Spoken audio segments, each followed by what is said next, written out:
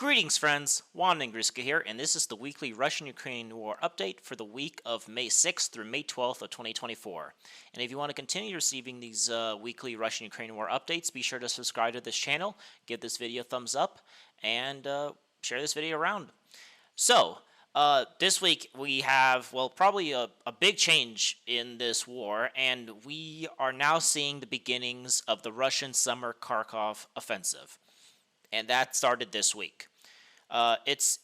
Today marks day 3 of when the Kharkov offensive started, and we're still getting, since this is so new, and this is, a lot of this is still shrouded a little bit in the fog of war. But we have some confirmations, we have some geolocated footage, and so we could kind of tell you what's happening right now. But what are the Russians trying to achieve with this offensive? That is something we could still only speculate about, because right now this isn't. As far as I've said, this is the beginning of the offensive. It's not like they're like this huge Russian army of like 100,000 people just start storming the border. Right now, both sides agree that right now this is kind of like a recon in force. That the Russians sent maybe 2, 3, 4,000 people to penetrate this borderline, and that's like a recon in force. This is not like an actual offensive force. So is this just a recon operation, and they're gonna send the main force in like a week or two? Is this just a distraction operation and the main thrust is going to go somewhere else? Or is this just like a small little pinning operation? They're not going to actually try to push very far here. This is just trying to bring Ukrainian reserves here. I'm going to actually make a separate video on what the Russians are hoping to achieve in Kharkov, and the different what I think is going to happen, but also like just the various how would you say it? Various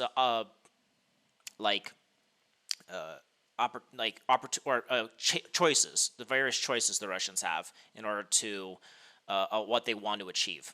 But let's go over what actually happened last week in Kharkov. So this is the Kharkov front, and you could separate the Kharkov front into two fronts: the Lipsy front and the Vovchansk front.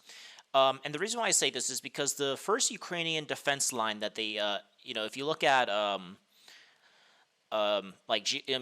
footage, like satellite footage, you could actually see that the main Ukrainian defense line, where they have put up like dragon teeth and trenches, goes from Lipsy to Vovchansk. So Lipsy's here, and it kind of goes through Visola, and kind of goes through Rubezhno, and kind of uses this forest as a natural defense, and then it goes to Vovchansk. So this red line's kind of where the first Ukrainian defense line actually starts.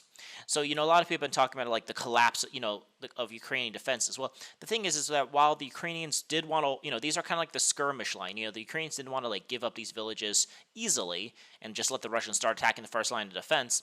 But that being said, this, the main Ukrainian defense line wasn't running along the border. The main actual where, there's a lot of trenches and strongholds and such is in this red line. This is the first, defense line the Ukrainians have in this area. If we start seeing, say, Vovchansk fall or Lipsy start being taken, then we could start talking about the collapse of Ukrainian defenses.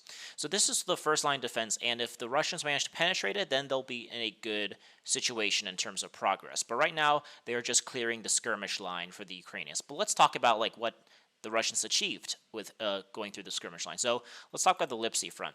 So in this area right now, the Russians kind of started in two areas. They started advancing using this river as a natural defense, like kind of to secure their flank here. They took the village of Strelika here and started moving south. They also then managed to push kind of like, and from like this area right here, near Plilinia here. And so kind of these two they entered from two areas. They expanded the zone of control from Strelika all the way down to the village of Globlok, which sources are saying is being contested right now. And the Ukrainians are actually, they have like a little bit of they have a little river that splits this village in half, and so it kind of gives them a little bit of a natural defense. So it's taken the Russians a little bit longer to try to capture this village. However, geolocated footage shows that kind of these two forces kind of linked up and managed to capture the villages of Krasny, Makharovets, and Olenivka. So these are three little villages that kind of helped this one entire front, used to be two, but then it linked up. It became just one front here, the Lipsy front, which is one of two of the Kharkov front. And so they're now both trying to now battle. So they took these border villages, which were Zelenia, Borleshivka, and so these they took the border villages and then managed to advance inward within about let's say about like 5-7 kilometers or so. And it was a big deal. In terms of progress, this is obviously it's very fast. But this is obviously just a recon in force. And so now the battles are going on for Lugansky here and Glebuk, because these are two villages that, if captured, will then give the Russians the springboard to start attacking the main Ukrainian defenses, which is in Lipsy. And if Lipsy falls, then this is the first, because if again this is a defense line. So if the Russians manage to capture Lipsy or Vysola, for example, then this will give them a springboard to continue pushing towards the Kharkov Ring Road, which is this kind of like highway that surrounds Kharkov in like a ring fashion. And so that is, the Russians are pushing out from the border and are trying to right now, same thing here. They took the village of Zelenia, and right now sources are saying they're battling for the village of Neskutny. And so for this week, what we should try to look out for is the Russians are going to continue pushing towards the first line of Ukrainian defense. But in order to do that, they need to secure a few more outer villages so they could have a strong a springboard to capture Lipsy and Vysola. So I'm expecting some sort of push towards Luhansky here, and then probably try to outflank the Ukrainians in Glebuk and force them to withdraw back to the first Ukrainian defense line here. And so same thing here in from Neskuki. So I expect a push here. And so right now the Russian goal here is to clear out these skirmish line villages and push towards the first Ukrainian defense line. And they've been doing they've been successful so far. So let's see. And it's only been 3 days. So obviously in terms of this war, this war is again a battle of tactical small gains. And unless you vastly outnumber the other side, you won't be able to have maneuver warfare.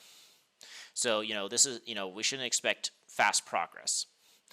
Here, a lot of sources, the Russians are pushing this. Now we're going to go to the Vovchansk front. This is the second area where the Russians are advancing. And in this area, the Russians are pushing from the Ukrainian border and are trying to reach the village. And some Russian sources are saying they took the village of Starosaska here.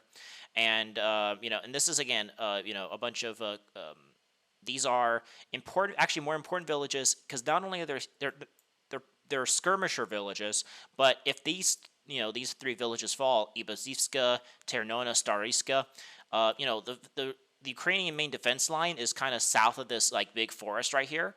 But if this falls, right, and this is why Vovchansk is very important for the Ukrainians, because this is this is a big city. If you look at, all these, for all the other towns and villages that are on the border of Russia and Ukraine, like these are small villages. There's probably like 10 people who live there. Vovchansk, not so. This is a town of, I think, like 4,000 people.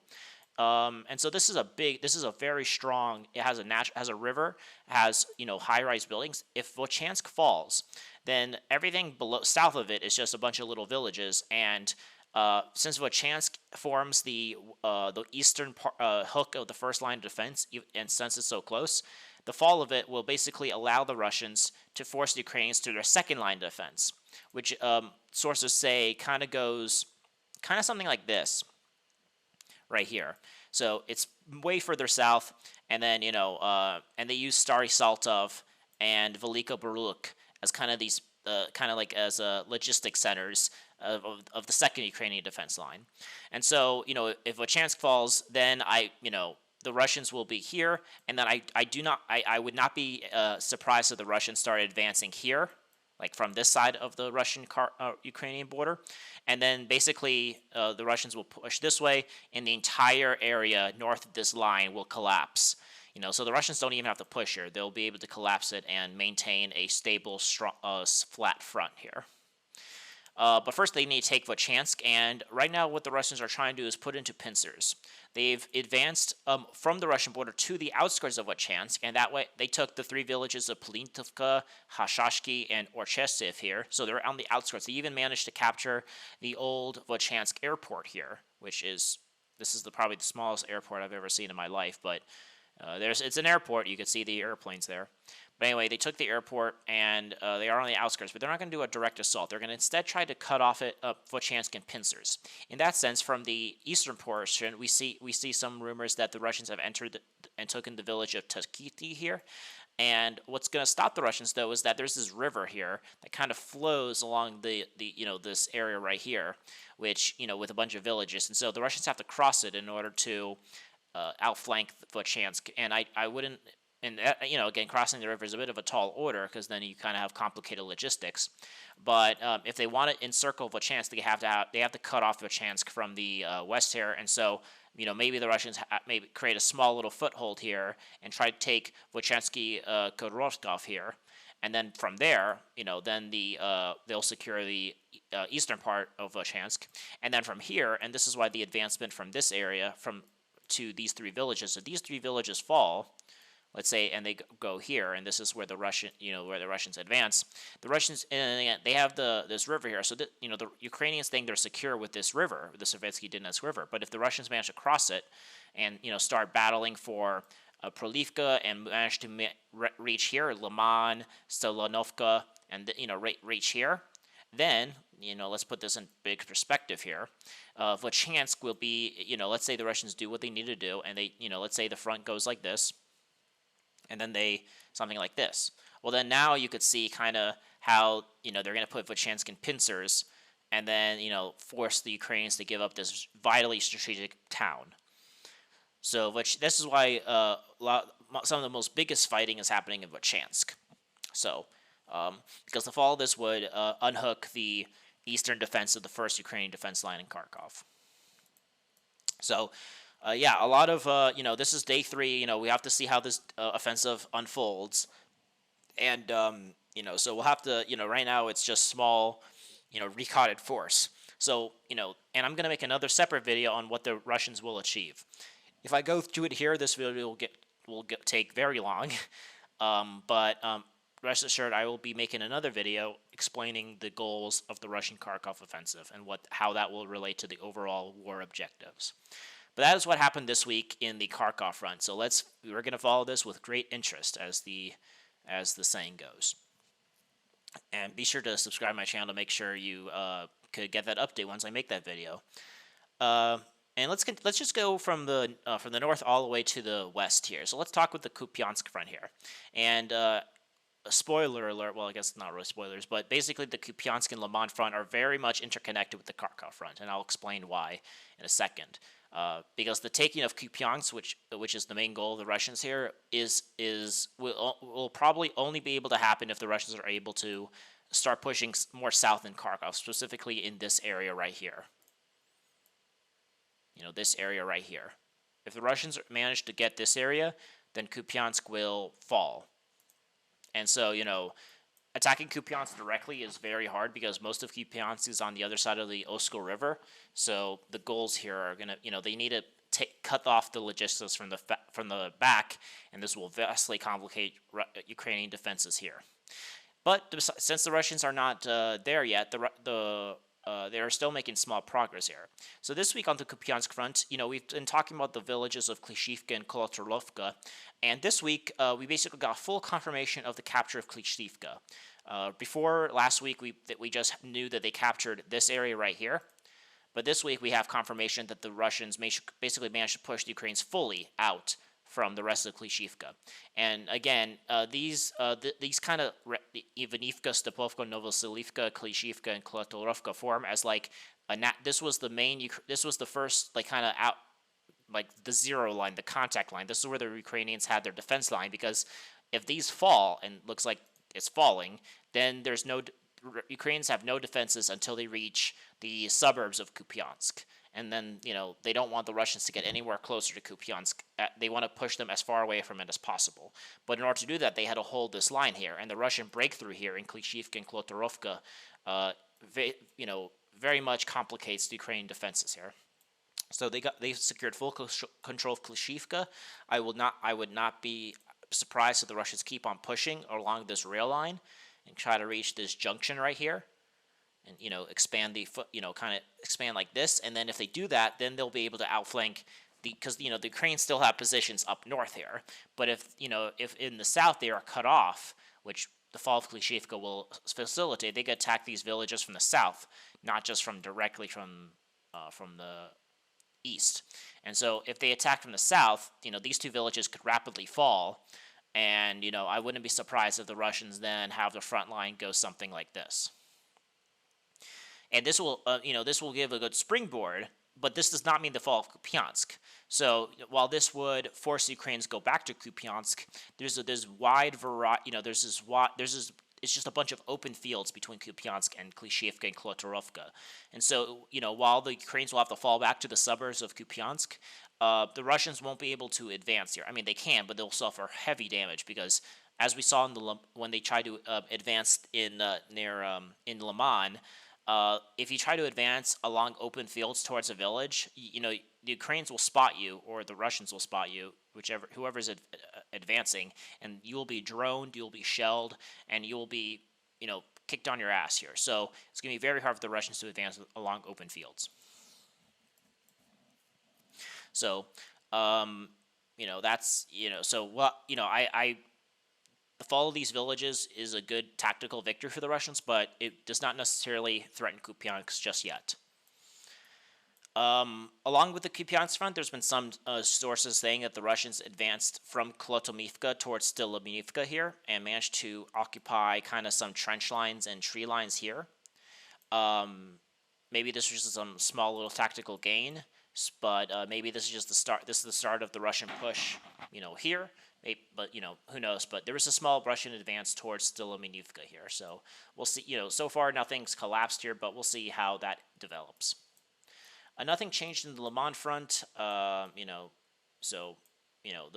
advance towards Terny seemed to be, while the only goal the Russians did here is they made the Torskoye salient more secure. So they managed to secure the northern flank of the salient near Torskoye, but they didn't manage to reach the Zhiyebets River, which was probably the main goal of that operation. There's no changes on the Seversk front. Let's talk about the Chasiv Yar front now. So in the Chasiv Yar front, the battle for Chasiv Yar continues. And right now the Russians are focused on one thing at this moment, reaching the Seversky Donetsk Canal. And this week, in order to do that, they need to clear out what they call the Canal Microdistrict, this area right here. However, advancing directly onto it is a very tall order for the Russians. And so, in order to do so, they need to basically squeeze them out, just like they're trying to do in Vovchansk. And this week, they are continuously trying to secure the flanks here before they squeeze out the Ukrainians here. Let's talk about the southern front. So last week, we talked about how the Russians secure themselves on this tree line right here. However, this week, we actually have confirmation that the Russians expanded their zone of control. So now that they captured this tree line, I talked about how the southern pincer has been established. But now it's like, okay, now that they established it, as they are waiting to secure the northern flank here, which is taking a lot longer, which is where a lot of the main clashes is taking place, the Russians have decided to expand their zone of control here and move south. And moving south is, not only does this threaten Chasiv Yar, moving south along this canal will threaten Klishivka and Andriivka. And so, the Russians would really like to have the line along the Seversky Donetsk Canal. And so right now, we actually got confirmation that this tree line right here was captured by the Russians. So the tree line in front of Ivanivska was captured, and by that, the highway between these two hills has been captured as well, this area right here. And so, the Russians are, in the south are very successful. They managed to secure and reach the Seversky Donetsk Canal from the south here. They're now slowly expanding southwards. And, and they are ready, once the northern sector is clear, to storm and cut off this canal microdistrict. The northern part is slow, but we actually have some progress this week. We actually got confirmation that the Russians have entered the canal dachas, and there are clashes going on for these dachas right here. If these dachas fall to the Russians, then the Russians will be able to storm this canal microdistrict from two sides. I'm still very much confused on why the Russians aren't trying to capture kind of more north here. Bogdanovka has fallen, but, they still have this hill, they have these farms, they have Kalinova. and there's all the, I don't know why the Russians aren't focusing on pushing towards these strongholds. Maybe they are, maybe they're just failing, but again, the northern sector's been heavy. There's been heavy fighting, and the Russians really need to secure it before they could take this micro district. Because let's say once they reach the Sovietsky Donetsk Canal, they're going to be on equal, for the most part, equal height. Or equal height footing with the Ukrainians, so that if they want to continue their operations to encircle the rest of Chasiv Yar itself, they won't have to continuously walk up like a huge elevation where the Ukrainians will always have the height advantage, which was the case when they advanced from Bakhmut to Chasiv Yar. So small game, the Russians are securing their flanks a bit better to storm the micro district so that they could reach the Sovietsky Donetsk Canal. Let's talk about the Donetsk front here, and this is where, again, there's a lot of progress here, but not as much as the last few weeks. Let's talk about the Orchechny flower here. And so this week we actually saw a little bit of a slowdown, and I think the Russians are trying to secure their gains a little bit here. One thing you notice here is the Russians are what they call like flattening the front line. The Russians managed to capture kind of these fields between Arkhangelsk and the Russians had like a bit of a salient here that reached the outskirts of Alexandrovka here, and so there's this. They had to flatten the front line here a little bit, and so they captured a couple fields, a couple tree lines to the north here, and kind of secured themselves along this water reservoir here and this tree line, and secured themselves a bit better here. And so this kind of gives a continuity to the defenses, so that when they storm Nova Alexandrovka, the flanks will be more secure here. So they are secure. You can see that they have a tree line that they captured here, and they have a very solid defenses here. Now, as I mentioned last video, the Ukrainians, in Kalinova and Staromalivka have these natural water barriers that act as defenses, and so the Russians advancing more northward is gonna, they're gonna have to outflank them, and so it's gonna be a bit harder. And so maybe this was a localized breakthrough, and this won't lead to the collapse of Ukrainian defenses, but we'll have the Russians need to secure their flanks here before they can continue advancing. And so this week we saw kind of this continuity between Russian forces on the outskirts of Nova Alexandrovka and Arkhangelsk, which allows them to continuously defend their flanks better. So just kind of securing themselves here, kind of maybe building their own defenses here, because now this is the new northern front here. The Russians are also advancing along this rail line and trying to outflank Sokol from the north here. The Ukrainians have a very good defenses here in the, so they can't advance directly on them.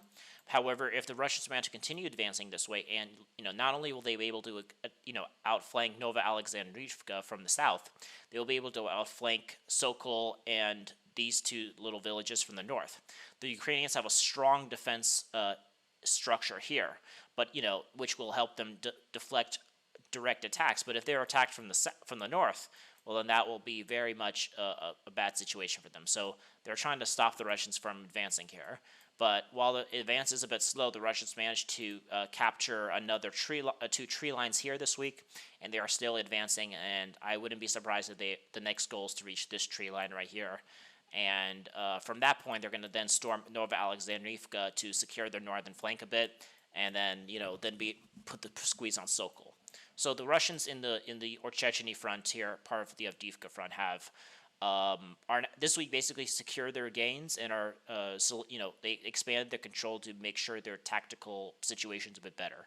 I don't think they're going to stop the offensive here. I think there's still a lot to do. We talked about this before. We talked about how they're trying to cut the main highway. We talked about how they're going to try to maybe encircle the Torsk, New York front, which I think is kind of probably what's going to be the main focus of the Russian summer offensive in Donbass. They're going to focus on Chasiv Yar, and when Chasiv Yar falls, they'll be able to start, encircling Torsk and New York from two sides here. So just solidifying their gains in the north of in Orchechny. In the more southern part of this is actually, there's been a lot of progress here. One thing that's very surprising is that the Russians have captured the village of Umanska, which was a thorn in Russian side for a lot of weeks here. And this was very surprising because I was, Russian offenses on this other side of this river here are kind of hampered by logistics. But with this river here, so the Ukrainians kind of had this natural defense that they've built up for their second line of defense after the first line of defense fell. However, Umanska falling basically I if and the reason why we know that is because the Russians have raised their flag in the center of Umanska, and if that's the case, then I have no doubts that probably the rest of Umanska has fallen, probably the southern part too.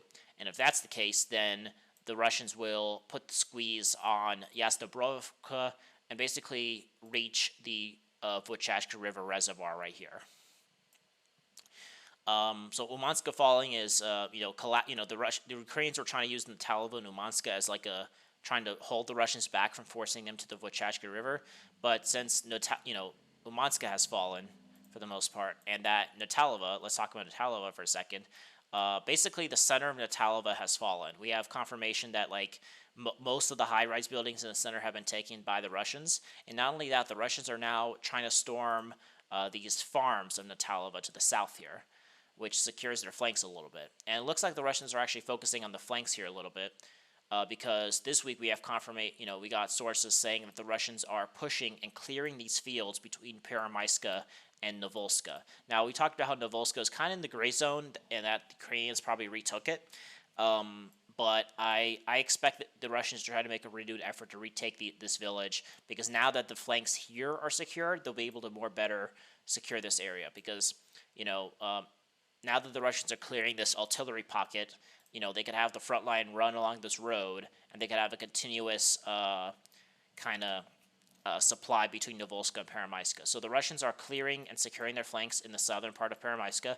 It looks like they're doing the same in the Natalova. The center has fallen, and I have no doubt that if the Russian offensive in the north here, with the fall of Umanska, which will facilitate them to continue pushing towards the Vovchansk River, I have no doubt that the Russians will force the Ukrainians out of Natalova and force them back to Kharkov. And so, they're going to secure their, the flanks here, and this is kind of, where the Russians are going to push here. The Russians are going to kind of push something like this. This will be the front line. And then, once this is secure, they can start probably running up along the reservoir and help put pressure on the second Ukrainian defense line in Novoselivka, Pereshit, and Novopokrovska, and then the third line of defense here, which is being outflanked, as we talked about earlier, for the north, with the Russians trying to raid Porus here. And again, the main goal of all this is to push Ukrainian artillery away from Donetsk and basically use the Vovchansk River as the new line of defense here. So this is where the Russians will try to push. Speaking of which, also, not only are they attacking in the lower part, in the north, in the middle part here, the Russians are expanding through the fields here and trying to reach the outskirts of Novopokrovska. The fields between Berezhy and Selinova have been secured, but now it's time to storm Novopokrovska, and they are right on the outskirts of it. So we'll see if the Russians could continue their offensive here. So the fields between Selinova and Berezhy have been secured a bit better here. Let's go to the South Donetsk area, and we're going to now talk about Krasnohorivka here. And this is actually another place where the Russians had major progress this week. So this week, the Russians I don't even know where to start here. This is more significant. Well, not more significant. The Kharkov offensive is very significant, but in terms of gains, this is a lot more astonishing gains, I should say. As we mentioned last week, the Russians managed to capture this kind of the stronghold that was part of the 2014 defense line, Krasnohorivka. This week, they managed to enter this residential area right here, and they started clashes for this hospital. This is like another. This is where the Ukrainians managed to fall back to and are clashing for with the Russians. However, because the Russians managed to enter and start battling for this, and as we mentioned earlier, the Russians managed to reach this gas station right here and managed to take a few high-rise buildings here, there's been a very strong chance that if the Russians managed to crack the Ukrainians in the hospital, they'd be able to encircle the Ukrainians, because then they're super close to each other. And because of that, this entire defense line in the east here, this 2014 defense line with a bunch of trenches here was, the Ukrainians gave that up. They fell back. They fell back to these high-rise buildings here. And so, because if the high-rise buildings falls, then the hospital will fall, very easily. So they kind of retreated to these high-rise buildings. But again, if the hospital falls, which is where the Russians are clashing for right now, then the high-rise buildings will be encircled, and the Ukrainians will have to give it up. But basically, the entire Ukrainian defense line in 2014 has collapsed in Krasnohorivka. And this is very good for the Russians, because now Krasnohorivka's days are numbered. So not only are the Russians battling for this hospital, and if this falls, then the Russians will be able to encircle the high-rise buildings here, which will completely and if they encircle it, then that will completely collapse the eastern defenses of Krasnohorivka. We also got confirmation from Ukrainian sources the Russians have basically cleared out about like 80%, maybe 75% of the rest of the high-rise buildings to the south, to the north of the factory. Now, the factory was the main line of defense for the Ukrainians. Once the factory fell, it was GG, game over for the Ukrainians, because that was the main Ukrainian defense line in Krasnohorivka. And now the Russians are using this factory to expand and take these high-rise buildings here. Now, it's a bit slow here, but if since they took most of this, sources are saying that the Ukrainians basically are going within a week or two will have to give up and fall back to these residential areas. And if they fall back to the residential areas, it's over. The thing with Krasnohorivka, it's very huge. It's elongated. There's a lot to it. So that we probably won't see the official fall of Krasnohorivka for a while, because look, Krasnohorivka goes all the way here. Look at all this shit. However, the center part of Krasnohorivka, this residential area, will fall pretty fast. Once the Russians kind of reach here, right, then I could see them using reaching this water reservoir and using this as like a natural defense line. And then, so it's going to be a bit of a while. And the Ukrainians still have positions, in these fields, and so they can continue attacking the Russians. They're not cut off yet.